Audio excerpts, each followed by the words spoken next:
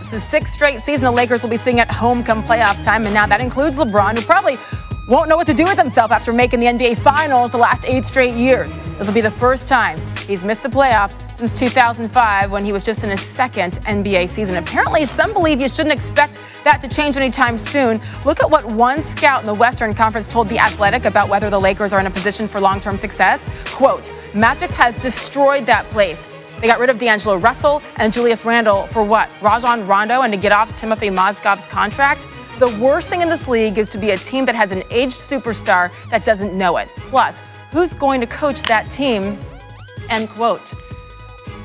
Well, hello, Jalen Rose. That unnamed scout, I mean, he makes some valid points. So I want you to put aside your allegiances, your personal relationships for a minute, focus just on the basketball side. If you were still playing after, 13 years in the NBA you did? If you were still playing, you were a free agent this summer, would you want to go play with LeBron under Magic's leadership? Why or why not? Absolutely. Magic Johnson has earned the autonomy in this league, along with LeBron James, to get the equity from players and the respect that they are going to do whatever it takes to help turn the Los Angeles Lakers situation around.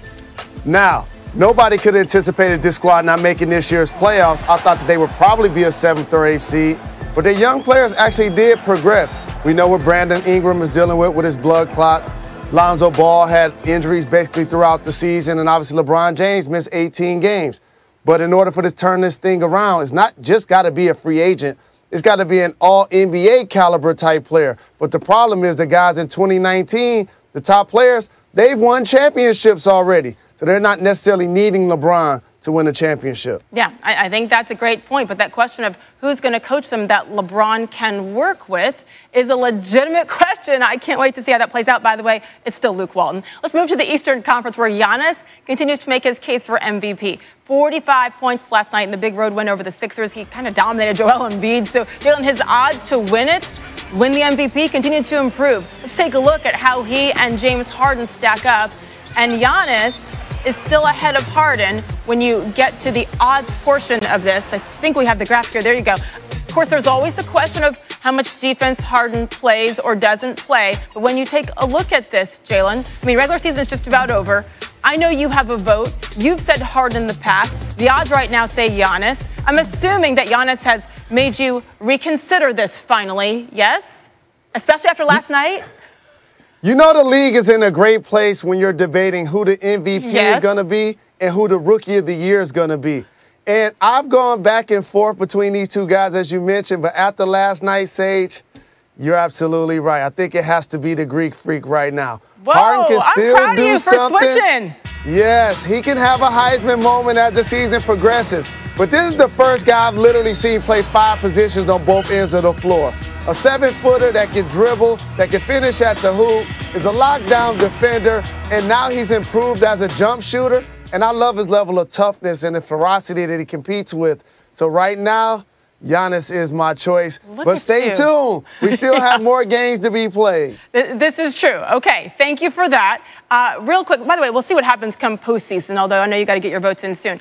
Real quick, speaking of postseason, playoffs, really the seeding on the line tonight, the home court. Indiana hosting the Boston Celtics. Both teams, I mean, can you say shaky as we head into the postseason, Jalen? What do you need to see tonight that will give you confidence in one of them? Well, in a 4-5 matchup, that means both teams are close and similar anyway. So for the Indiana Pacers going into the playoffs without Victor Oladipo, it's almost paramount that they get home court advantage if they're going to make it a long series based on how hard they play. But for the Boston Celtics, are they going to be able to get it together, Sage? We saw this team make it to the conference finals last season without Kyrie, without Gordon Hayward. Can Al Horford continue to play the way he's played lately? What about that guy right there, Jason Tatum, who you've never seen without a haircut? Can he continue to be productive in his campaign? So I like what the Boston Celtics can potentially do, but the East playoffs are going to be really stout. Again, they have been on a bit of a better roll recently, winning 5 of their last 6. We'll see if it continues tonight on the road against a hungry Pacers team. Jalen, and the best brooch I've seen all